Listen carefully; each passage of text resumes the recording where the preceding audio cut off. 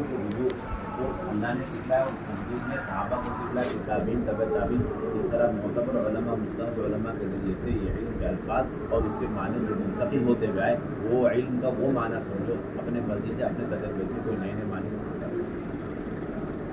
دوسری بنیادی شرط معنی تم نے بگاڑ دیے اس علم کے تحریفات میں لگ گئے تو بنو اسرائیل کے علماء نے آپ کو بگاڑا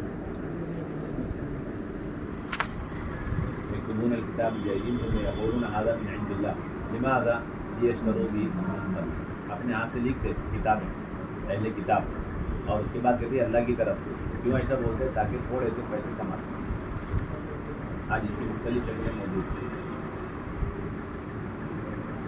دو کام تیسرا کام کہتے تھے اس پر عمل کرو جو قرآن کا علم سیکھا الفاظ کی شکل میں اس کے معنی سیکھے اب اس پر عمل سیکھو کیا کرو عمل سیکھو یہ چوتھا کام بولتے تھے اس کا یقین سیکھو اور یہ چاروں صحیح کرنے کے لیے فرماتے تھے اس کی دعوت دو دعوت کے ذریعے سے یقین پیدا ہو یقین کے بقدر عمل پیدا فرماتے تھے مولانا عبید اللہ صاحب ایک مثال دیتے تھے یمحق اللہ الربا ویربی الصدقات کہتے کہ اس کے اندر چار الفاظ ہیں یمحق اللہ الربا ویربی الصدقات اللہ تبارک و تعالیٰ ربا کو مٹاتے اور صدقات کو بڑھاتے ہیں اس کو بڑھاتے ہیں صدقات کو بڑھاتے ہیں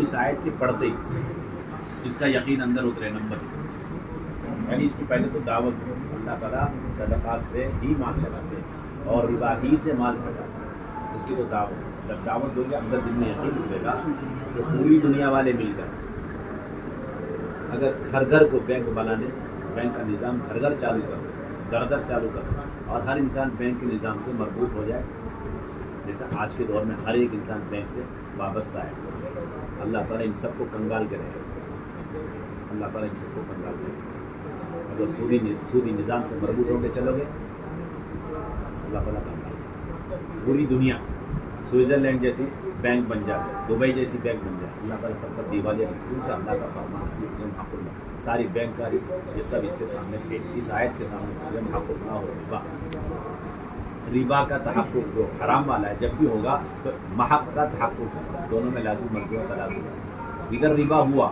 ادھر محق ہو گیا جب سے آپ نے بینک کا شروع کر دی امحاق کا سلسلہ اللہ نے شروع کیا بات سمجھ میں آئی دبئی کا بینک کا کیا حال ہے بتا دیں گے ساری دنیا پریشان سوئٹزرلینڈ چلے گا سب پریشان دنیا بھر کے بینک دیوالیہ نکلا پڑا جب حق اللہ ویربی صدقات ویربی صدقات جب حق اللہ اور ربا ادھر والا ربا کو تو اللہ مٹا دے اور ویربی صدقات صدقات ہے تو ادھر ربا پائے جائے ادھر کیا پائے جائے ربا پائے یعنی صدقات اگر آپ نکال لو گے جو اللہ چاہ رہے ہیں زکوٰۃ صدقات خیرات اسے اللہ بڑھا دے یہ یقین دل کے اندر ہونا چاہیے کہ مجھے 5 روپے میرے جیب میں 1 روپے دوں گا تو اللہ تعالیٰ اس کو بڑھا کر کے دکھائے اتنا بڑھائیں گے کہ ساری دنیا کے بینک اس کے سامنے پھینک میرا 1 روپے کا صدقہ ساری دنیا کے بینک کا سارا نظام میرے 1 روپے کا صدقہ اور اس سے ملنے والا پروفٹ کے سامنے پھینک اگر یہ ہے تو آپ پکے مومن ہیں کسی کام کے اس یقین کو اتارنے کی دعوت دی ایک آیت سے مثال دیتے ہیں مولانا وسلم یمحق اللہ الربا ویربی الصدقات کسی اتنا بولو کہ دل کے اندر یہ گہرائی کے ساتھ اور اندر کی طاقت سے آدمی انتہائی فقر و فاقے کے عالم میں صدقہ نکالنے کے لیے اندر سے آمادہ ہوتا ہے اس یقین کے ساتھ جیسے کسی بینک سے جا کے آدمی لون لیتا ہے کتنا یقین ہوتا ہے کہ میرا اس سے شادی ہو جائے گا میرا اس سے گھر کا نظام چلے گا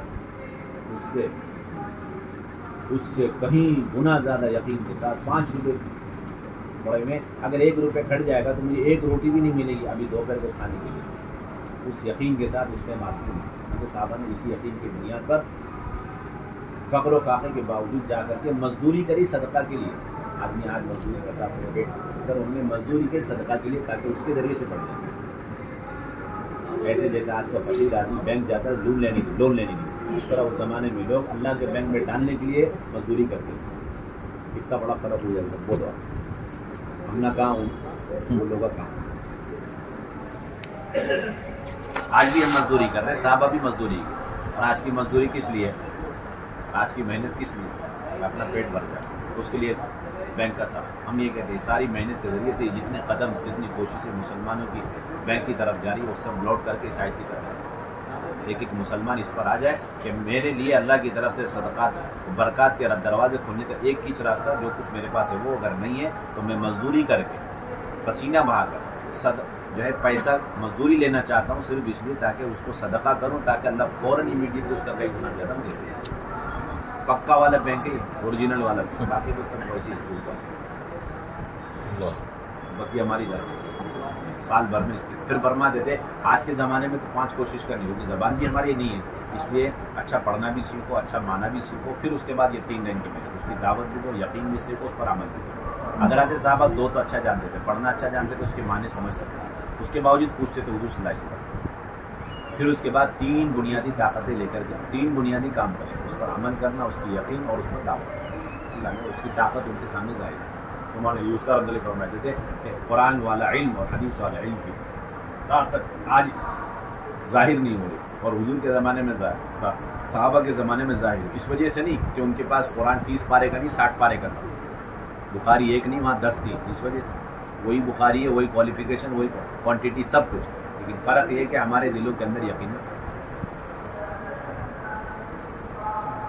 دلوں کا یقین صحیح کرنے کے لیے صحابہ والا جو مدرسہ اس میں داخلہ لینا پڑے، دار ارقم، جس کے اندر 13 سال تک صرف اور صرف ایمان کی تعلیم دی گئی، اس کے بعد باقی 10 سال میں فقہ کی تعلیم دی گئی۔ ابھی ادھر کیا ہے 7-8 سال ہے، 7 سال سب نحو صرف فقہ سب کچھ، اور 1 سال تھوڑا سا الایمان یزید ہوا ہے، اس حنفی سے بحث ہوتی ہے اور چھٹی کرتی ہے۔ کیا ملتا صحیح رہا، میں نہیں کہہ رہا ہوں، علی نے بہت حسرتوں کے ساتھ اپنے بیان میں کیا کہ علماء اکرام کو موقعش نہیں ملا مدرسوں کے زمانے میں ایمان سیکھا ہے تو وہ الفاظ والا سیکھا ہے، مسائل والا سیکھا ہے کہ کون سے بول نکلے تو آدمی مومن ہے، کون سے بول نکلے تو کافر ہے، بس یہ کفر اور ان چیزوں کو سیکھنے کے لیے ہمارے پاس ہے۔ باقی اس ایمان پر یہ ایمان اندر اتر جائے، یقین اندر اتر جائے، اس کے لیے حضرات صاحب نے 13 سال دار العلوم اس کا نام کیا ہے، دار العلوم دار ارقم، وہاں رہ کر جو ایمان سیکھا ہے تو ہم کہتے ہیں بھائی ایمان کے لیے 13 سال دینا، اس کے بغیر آپ قرآن پر عمل نہیں کر سکتے، قرآن کی تعلیمات، قرآن کی ارشادات، اس کا یقین بھی نہیں اتر سکتا، اس پر آپ عمل نہیں کر سکتے، اور جب ہم نہیں کریں گے تو امت کو کس قوت سے طاقت سے آپ کو، اس لیے 1 سال میں درخواست کرتے ہیں ہر روز 4 گھنٹے فضائل کی تعلیم میں ڈٹ کر کے بیٹھا کرو، خدا کے 1 دن میں اگر آپ تعلیم کے حلقے کو ہلکا سمجھ رہے تو سمجھ لو اسی دن آپ کا تبلیغ سے آپ کا جو ہے تعلق کم ہو گیا، اور اگر آپ نے فضائل کی تعلیم سے اپنا تعلق یعنی اپنا رشتہ توڑ دیا تو سمجھو آپ نے تبلیغ سے اپنا رشتہ توڑ دیا، یعنی آپ نے اپنا تعلق ایمان سے ختم کیا ہے، تبلیغ سے نہیں حضرت، ہماری طبیعت مسائل کی طرف فضائل کی طرف تو فضائل کی طرف نہیں چل رہی، اس کا مطلب ہی ہے کہ دعوت کی طرف نہیں چل رہی۔ ہمارے یہاں تو فنڈامنٹلی چیز فضائل، مسائل دوسرے نمبر کی چیز۔ امام غزالی بھی صاف فرماتے ہیں کہ آج کے زمانے میں ہم جن چیزوں کو فقہ بولتے، فقہ بولتے ہیں، وہ تو طلاق، لعان، اجارہ اور بیع سلم کا نام ہو کے رہے گا، ورنہ قرن اول میں ان علوم کو فقہ کہا جاتا ہے جس کے ذریعے اللہ کا ڈر اور خوف، آخرت کی فکر پیدا ہو جائے، اس کی تیاری میں انسان بن جائے، دنیا سے بے رغبتی پیدا ہو جائے، خالص اس زمانے میں اسی کو فقہ بولتے ہیں، صاف لکھا دلائل۔ اور آج کے زمانے کے فقہ میں زیادہ لگنے سے دل سخت ہو جاتا ہے، بولتے ہیں امام غزالی رحمۃ اللہ، اس لیے فرماتے ہیں میری تحقیق یہ کہ جو آج کے زمانے کے صرف فقہی جزیات میں لگے رہتے تو وہ فقہائے دنیا میں شمار ہونے کے زیادہ قابل ہیں فقہائے دین کے مقابلے، اور اس فقہ کو جو ہم پڑھا رہے ہیں، مذاہب دلائل جزیات، یہ علوم دنیاوی میں شمار ہونا چاہیے، علوم دینیہ میں شمار ہونا چاہیے۔ جس طرح دنیا کے علومات حاصل کر کے آپ کو دل سخت ہوتا، اسی طرح فقہی جزیات کو پڑھتے دل سخت ہو جاتا۔ اس کی ادنا مثال اور ادنا مظاہرہ یہ کہ ذرا سے آپس میں اختلاف ہو گیا تو تفسیق پر قدم رکھتے، یہ فاسق ہے، فاجر ہے، یہ ہے فلاں ہے، اس کے بعد اور ذرا سخت ہوتا تو تکفیر پہ آپ چلے جاتے اور آپ کو ڈر بھی نہیں کرتا۔ ایک آدمی پر 99 نشانیاں ہوتی ہیں ایمان کی، اور ایک مشکل سے کفر کی کچھ نشانی ہوتی ہے، دھندلی سی، آپ جو ہے اس ایک کفر کی نشانی کو افضل قرار دے کر کے 99 ایمان کی نشانی پر اسے غالب کر کے اس پر تکفیر کا فتویٰ دیں۔ حالانکہ اصول یہ ہے کہ اگر 99 ایمان کی کفر کی نشانیاں ایک ایمان کی علامت ہے تو ایک ایمان کی علامت کی بنیاد پر آپ اس کو مومن قرار دیں گے، 99 کفر کی علامت کی بنیاد پر اس کو کافر نہیں قرار دیں گے۔ تو امام غزالی کی تحقیق میں کچھ نہیں کرا، آپ اٹھا کے دیکھ رہے ہیں احیاء العلوم، یہ تمہیں سمجھنے کے لیے، تاکہ آپ کو سمجھ میں تو آئے کہ یہ فضائل پر اتنا زور کیوں دیتے. ہم نہیں زور دے رہے، تو امام غزالی بھی چیخ چیخ کر پکار رہے بیچارے، لکھ کر بھی گئے بیچارے، قبر میں بھی دیکھ رہے ہوئے. یہ شاہ ولی اللہ بھی کہہ رہے، یہ ابن تیمیہ کہہ رہے، یہ ابن حجر کہہ رہے، یہ علامہ عینی کہہ رہے کہ اصل یہ علم. اس لیے سال کے دوران اگر آپ تعلیم کے حلقوں میں نہیں بیٹھ رہے، اس کا مطلب ہے کہ آپ کا پردہ صاف ہو چکا ہے. تبلیغ صاف ہو گئی، چل ہی نہیں سکتے آپ تبلیغ، چل ہی نہیں سکتے، بھول جاؤ آپ تبلیغ، کبھی نہیں کر سکتے تبلیغ. 4 مہینے فضائل کا، اگر آپ 15 منٹ مسائل کے حلقے میں بیٹھے ہیں تو اس کا یقین اندر اتارنے اور اس کی طاقت اور اس پر عمل کرنے کی استعداد پیدا کرنے کے 4 گھنٹے فضائل کے حلقے میں بیٹھنے پر یاد رکھیں. آپ بھول جاتے ہیں، اس لیے مسائل اپنی جگہ. اس لیے مولانا جی صاحب قوت سے کہتے تھے کہ ہمارے یہاں فضائل مسائل کے مقابلے میں زیادہ اہم ہے. اس لیے کیونکہ 2 دارالعلوم تھے، ایک دارالعلوم دار ارقم اور دارالعلوم دار صفا، 2 کورس ہیں. نہیں سمجھ میں آئی؟ دو دارالعلوم تھے. مکے کے زمانے میں دارالعلوم دار ارقم اور مکے کے مدنی کے زمانے میں دارالعلوم کیا تھا؟ دار صفا. اب دونوں کا سلیبس آپ فنڈامنٹلی اگر آپ تقسیم کریں گے تو اس میں دارالعلوم دار ارقم کے اندر ایک کیچ نصاب ملے گا، وہ ایمان. اس میں توحید، رسالت، آخرت، قبر، حشر، ترغیب، ترہیب، اس کے علاوہ کچھ نہیں. جیسے اس سے فارغ ہوئے تو آخری میں تھوڑا سا نماز کے مسئلے شروع ہونا، ایسی ہے نا. مسائل کتنے ہوتے رہتے؟ فقہ کا کون سا باب پڑھایا جاتا ہے؟ دارالعلوم دار ارقم کے. جب اس سے فارغ ہو گئے یعنی ایمان پختہ مضبوط، اس کی فاؤنڈیشن بنیاد اچھی اندر اتر گئی، اب دار صفا شروع ہوا. اب وہاں پر ساری چیزیں شروع، حلال حرام، یہ سارے فرائض اور ارکان، یہ ساری چیزیں وہاں اتر گئی.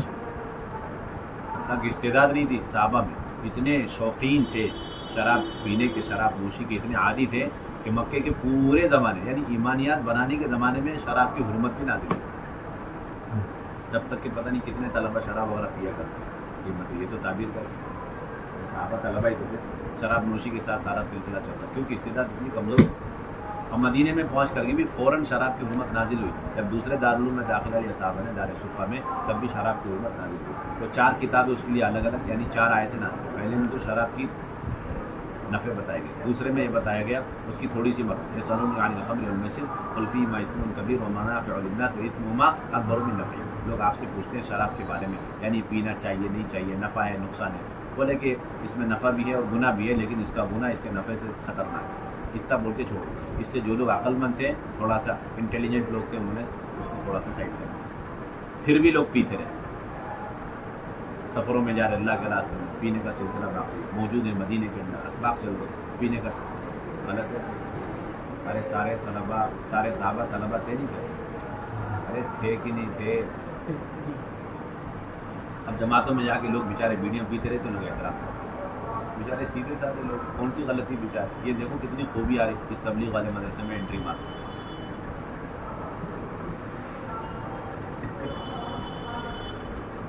مثال دے سکتے نہیں دے سکتے؟ نہیں دے سکتے.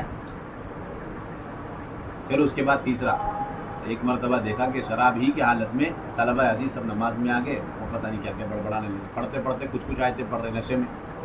اللہ تعالیٰ نے تیسری آیت اتاری، فقہ کا تیسرا باب شروع ہو. وہ کیا ہے؟ یا ایھا الذین آمنوا لا تقربوا الصلاۃ، نماز کے قریب بھی نہیں آنا نشے کی حالت میں. یعنی مدرسے میں رہو پی لو، لیکن نماز کے وقت میں پی لو نہیں، نماز کی حالت میں نہیں آنا. نشے پی لو نہیں، نشے کی حالت میں نماز میں نہیں آنا. اس سے بھی تھوڑا اور جو سمجھدار لوگ تھے تھوڑا بیک ہو. لیکن ابھی بھی ایک استعداد ایسی کمزور تھی طلبہ کی، صحابہ میں سے، کہ اس کے باوجود بھی اب ایک مرتبہ ایک پارٹی ہوئی صحابہ میں، اس میں لڑائی ہو گئی، پھاڑ دیے نشے کی حالت میں. جنہوں نے ان کو ہجو کیے، انہوں نے ان کو ہجو کیے، تانے دیے اشعار بازی میں، اور سر پاڑ دیے. جو کھائے تھے ہڈی پڑی بھی تھی اسے لے کر سر پاڑ دیے. اب ٹوٹلی ایک آیت اتر گئی، چوتھا والا فقہ کے بعد، یا ایھا الذین آمنوا انما الخمر والمیسر والانصاب والازلام رجس من عمل الشیطان فاجتنبوہ لعلکم تفلحون. ایسی کچھ آیت. پہلے نور الازام میں اترا، اس کے بعد کنز میں آیا، پھر قدوری میں آیا، اس کے بعد ہدایہ میں چوتھا باب. ایسی شاید سلسلہ ہمارا قابل کیا اسٹیپ بائی اسٹیپ. لیکن 13 سال ایمانیت کے زمانے میں کچھ نہیں، سب کچھ چل اوپر ایسی استعداد. تو ہم یہی کہتے ہیں 1 سال اب بتاؤ 13 سال میں وہ صحابہ جو حضور کی صحبت کے لیے، دین کی نشر و اشاعت کے لیے، اس بہترین شریعت کی تنفیذ اور نافذ کرنے کے لیے جن صحابہ کا انتخاب ہوا، ان کے لیے 13 سال ایمان کے لیے، اور اسپیشل مدرسہ دار عرفات دارالعلوم، تو بتاؤ ہمنا 1 سال کافی ہے ہمارے لیے؟ اس لیے کوئی گنجائش نہیں، 1 سال بہت ناکافی ہے صرف ایمان سیکھنے کے لیے، 1 سال بہت، اس میں حالات زبردست آئے، جھنجھوڑ کے اللہ تعالیٰ رکھے گا، لیکن جمے رہنا، ڈٹے رہنا، گھبرانا نہیں، پریشان نہیں ہونا۔ لَتُبْلَوُنَّ فِي أَمْوَالِكُمْ وَأَنفُسِكُمْ، اللہ تعالیٰ فرمانے تمہاری ضرور بھی ضرور آزمائش ہوگی، کی جائے گی، مال میں بھی اور جان میں بھی۔ کس میں؟ مال میں بھی جان میں۔ آزمائش کا مطلب یہ کہ کم بھی کریں گے، زیادہ بھی کریں گے، یا کبھی کبھار پورا ہی مال ختم کر دیں گے، تمہاری جان بھی لے لیں گے۔ اور دو قسم، النقص فی المال والنفس، یہ بھی بلا میں داخل ہے، اور پھر سلب المال والنفس، یہ بھی بلا کا اعلیٰ درجہ ہے۔ لَتُبْلَوُنَّ مطلق ہے نا، اس میں بلا ناقص ہے، وہ کیا ہے کہ مال اور جان میں کمی کر دو، یعنی بیمار ہو گیا، یہ ہو گیا، وہ ہو گیا، تو یہ بلا ناقص ہے، اور مال تھوڑا سا گھٹ گیا، یہ بھی بلا ناقص ہے، اور پورا ہی جان چلی گئی اللہ کے راستے، تو بلا کامل ہے۔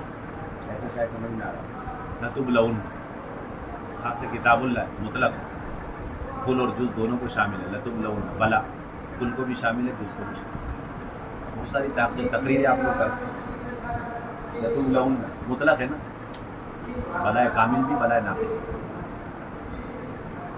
فِي أَمْوَالِكُمْ وَأَنفُسِكُمْ، پھر آگے اللہ فرما رہے وَلَتَسْمَعُونَ، پھر تمہیں سننی بھی پڑے گی، جانی نقصان مالی نقصان بلا میں تھوڑا کرتا ہے، اور سننا جو ہے نا یہ خطرناک ہے، دل کے زخم بھرتے نہیں کرتے، جان مال کے زخم بھر جاتے، مگر سننی بھی پڑے گی۔ کس سے سننی پڑے گی؟ جو اہل کتاب ہیں ان سے بھی سننی پڑے گی، اور جو عوام الناس مشرکین ہیں ان سے بھی سننی پڑے گی۔ بولتے ہیں نا سن کے تبلیغ سنی ہوتے ہمارے، ایسے سننی تو پڑے گی، اللہ نے خود وَلَتَسْمَعُنَّ، یہ سماع کامل بھی ہے، ناقص بھی ہے۔ جانکار لوگوں سے اعتراضات ہو رہے تو اس کو سننا، برداشت کرنا، یہ سماع کامل ہے، اور جاہل لوگ الٹے سنتے اعتراضات کرتے، اسے بھی سنو، جھیلو، برداشت کرو، یہ سماع ناقص ہے۔ وَلَتَسْمَعُنَّ، اور پھر کب تک سنیں گے؟ سننا ہے، اس کا 3 ترجمے، سننا ہے نمبر 1، اور بالیقین اور بالتحقیق سننی پڑے گی، نمبر 3 تسلسل کے ساتھ آپ کو سنتے رہنا پڑے گا۔ سننا بالتحقیق، مواظبتاً و مداومتاً، استمرارًا و تسلسلاً۔ کب تک سننی ہے؟ جب تک تبلیغ ہے، جب تک دین کی محنت، جب تک مال میں جان میں آزمائش کے ساتھ ساتھ آپ کو کڑوی کسیلی اہل کتاب سے بھی سننی پڑیں گی، اور مشرکین۔ وَلَتَسْمَعُنَّ مِنَ الَّذِينَ أُوتُوا الْكِتَابَ وَمِنَ الَّذِينَ أَشْرَكُوا، اب اگلا ہے کہ کیا سننی پڑے گی؟ ہے تعریفاں سننی پڑے گی، بولتے ہیں اذن، تکلیف دہ باتیں سننی پڑیں گی، ایسے سے جملے، ایسے سے فقرے انہیں سنائیں گے تو دل ایسا لگے گا جیسے دل کلیجہ پھٹ گیا، دل پھٹ گیا۔ اذن بولے، گندی گندی باتیں بھی سننی پڑیں گی، مغلظہ باتیں بھی سننی پڑیں گی، کہ اذن تو حیث کے لیے بات ہے۔ یسألونک عن المحیض قل هو اذن، وہاں پر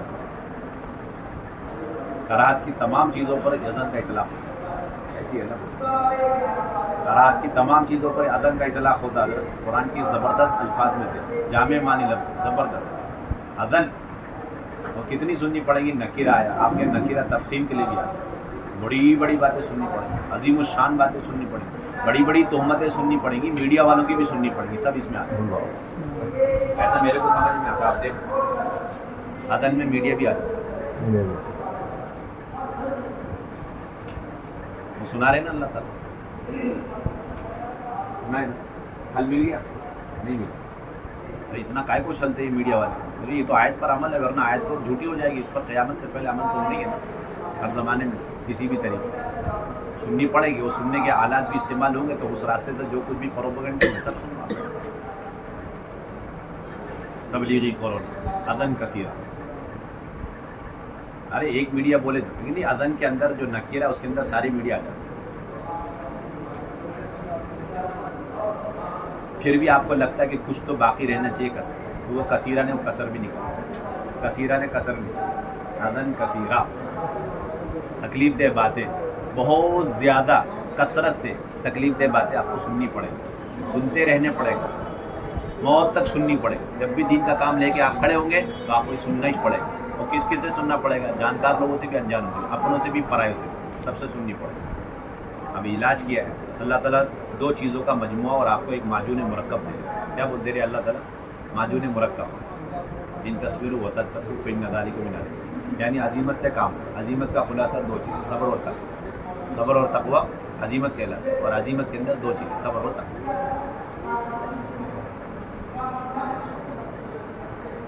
ایک آیت کافی ہے. اگر سال والے اگر اس آیت میں غور کریں جب کہ پریشانی ہو نا، میں سمجھتا ہوں کہ الحمدللہ سارا مسئلہ پیوریفائی ہو. ارے ابھی صاحب ایسے کیے، ساتھی نے ایسا کرا، اور اپنے علاقے والے ایسے کرے، ایسے کریں. غلط دیکھ لو نا، اس میں سے بلا کی ساری قسمیں بیان کریں اللہ تعالیٰ. دیکھ لو اب یہ بلا کی کون سی قسم ہے، مالی ہے کہ جانی ہے، ناقص ہے کہ کامل ہے. اور پھر اس کے بعد سننے کا مسئلہ آگے تو دیکھ لو کچھ سے سنا ہے، جانکار لوگوں سے یا مشرکین سے، یعنی جاہلوں سے. سب سے سننی پڑے. اور تھوڑی آئے تو اذن اس میں بھی آتے، بہت زیادہ ہے تو اس میں بھی آتے. تو کسی بھی شکل سے آ گیا تو ساری شکلیں اذن کے اندر داخل، قیامت تک ہے. لفظ ایسا جامع عربی لفظ، بہت اعلیٰ درجے کی زبان. ایک لفظ کافی، اذن. ناگوار چیزیں، تمام چیزوں کو اذن بولا جائے. ان تصویروں و تذکر، اور یہی چیز آپ کو مکی تمام صورتوں میں ملے. وَلَنَصْبِرَنَّ عَلَىٰ مَا آذَيْتُمُونَا، اگر ادھر لَتُبْلَوُنَّ ہے تو ادھر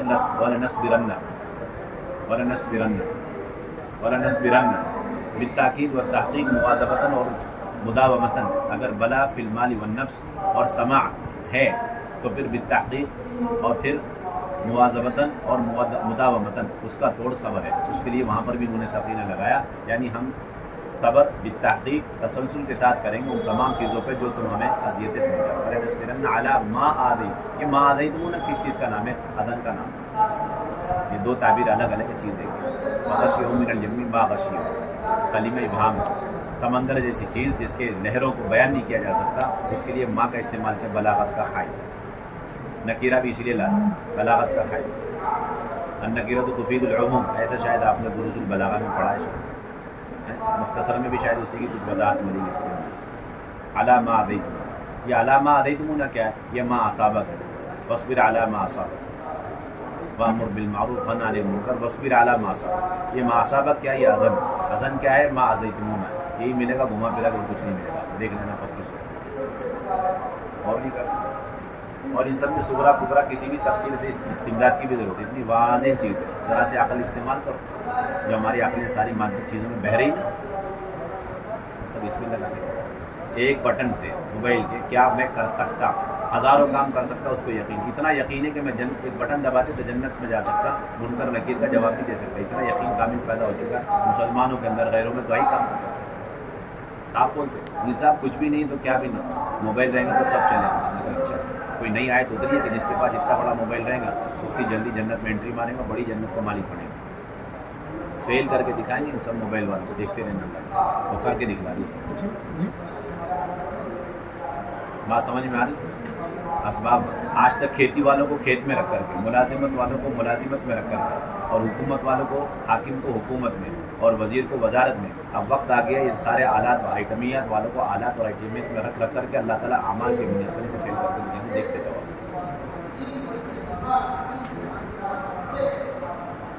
اوریجنل خبریں ہمارے پاس. مفتی زین العابدین صاحب کا نام سنے آپ؟ بڑے مفتی، اعلیٰ درجے کے اکابر میں ہمارے شمار ہوتے، بہت اعلیٰ درجے کے علم میں بھی، تقوی میں بھی، تبلیغ میں بھی ستون سمجھے جاتے. مولانا الیاس صاحب کے تربیت یافتہ، مولانا یوسف صاحب کے تربیت. مفتی زین العابدین صاحب ادھر آ کے ایک کمرے میں بیٹھ کے خبریں پڑھ رہے. وقت کے امیر پر سب اللہ تعالیٰ الہام کرتے نا کون ساتھی کدھر بیٹھ کے کیا کرنا. مفتی مولانا الیاس صاحب کو پتہ نہیں، مولانا یوسف صاحب کو پتہ لگتا. وہ کمرے میں گئے تھے، مفتی صاحب ایسے کونے میں بیٹھ کے خبریں پڑھ رہے. طلبا پڑھتے نا چھپ. مولانا یوسف صاحب کھڑے رہے بہت دیر تک، وہ بالکل غرق کس میں، خبر. تو آہستہ سے بولے السلام علیکم مفتی صاحب کیا ہو رہا ہے. وہ تھوڑا سنبھل کر بڑی سنجیدگی سے بیٹھے. مفتی صاحب انہیں بولے کہ وہ جھوٹ میں سے سچ تلاش کر رہا ہوں. بولے جھوٹ میں سے سچ تلاش. مفتی حضرت نے بہت سنجیدگی سے کہا بھائی جب تمہیں معلوم ہے اس کے اندر جھوٹی ہے، اس میں سچ کی کیا امید ہے. بولے سچی خبر چاہیے مفتی صاحب. لو سنو، اللہ تعالیٰ فرماتے ہیں ان الابرار لفی نعیم وان الفجار لفی جحیم، کہ نیکوکار اور نیک لوگ جنت کی آشائشوں میں ہوں گے اور گنہگار لوگ جہنم کے عذابات میں مبتلا ہوں گے. फ़क़त वस्सलाम। चले, ये वो खबर है जो 1400 साल से है और आगे क़यामत तक रहेंगी। इसमें कभी ऐसा नहीं होगा इन्नल अबरार लफ़ी जहीम व इन्नल फुजार लफ़ी नईम, क़यामत तक नहीं हो सकता। और इन्ना इन्ना ही रहेगा, उसका ज़ेर ज़ेर रहेगा, अन्ना नहीं बनेगा। वही है वाला क़यामत तक रद्द बदल इन्ना के नून में हो सकता है और इन्ना के आलिफ के अंदर हुरूफ में मुशब्बा मिलता है। दुनिया भर क्या इन्ना का यकीन दिल में होना चाहिए। मैं अगर मेरे पास बिर है और उसकी वजह से मैं अबरार हूँ तो फिर मेरे साथ जन्नत का वादा है।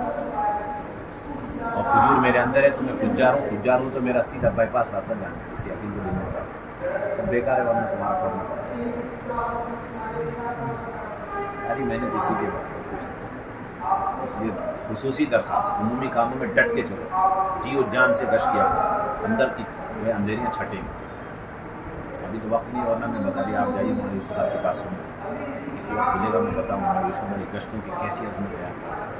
गश्त कितनी ताकतवर चीज़ और ये तालीम के हल्के कितनी ताकतवर चीज़, जी बजी मलफूज आते हैं मौलाना यूसुफ उसे पढ़ते नहीं तो बड़ी मुसीबत।